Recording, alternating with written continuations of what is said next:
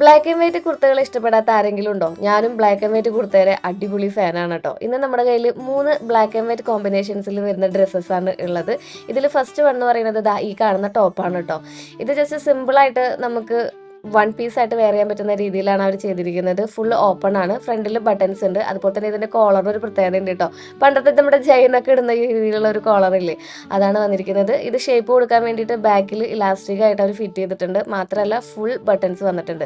Second one എന്ന് പറയുന്ന ഒരു സ്ലീവ്ലെസ് ആയിട്ടുള്ള ടോപ്പായിരുന്നു. ഇതും ഈ ഒരു ഓഫ് ഷെയ്ഡ് വരുന്ന പോലത്തെ ഒരു കളറാണെന്നുണ്ടെന്നുണ്ടെങ്കിലും നമുക്ക് ഇതാ ഇതുപോലത്തെ ബ്ലൗസ് ഒക്കെ ഇട്ടിട്ട് പെയർ ചെയ്യാവുന്നതാണ്. ഞാൻ കഴിഞ്ഞ പ്രാവശ്യം കാണിച്ചിട്ടുണ്ടായിരുന്ന ആ ബ്ലാക്ക് ബ്ലൗസ് ഉണ്ടല്ലോ, അതാണ് ഇതിൻ്റെ ഒപ്പം പെയർ ചെയ്തിരിക്കുന്നത് കേട്ടോ. നിങ്ങൾ സ്ലീവ്ലെസ് ഇടുന്നവരാണെന്നുണ്ടെങ്കിൽ ഇത് ഒറ്റ പീസായിട്ട് വെയർ ചെയ്യുന്നതായിരിക്കും അടിപൊളിയായിട്ടുണ്ടാവുക. ഭയങ്കര അഫോർഡബിൾ ആണ്. എല്ലാം 350 to 500 റേഞ്ചിൽ വരുന്നതാണ് കേട്ടോ.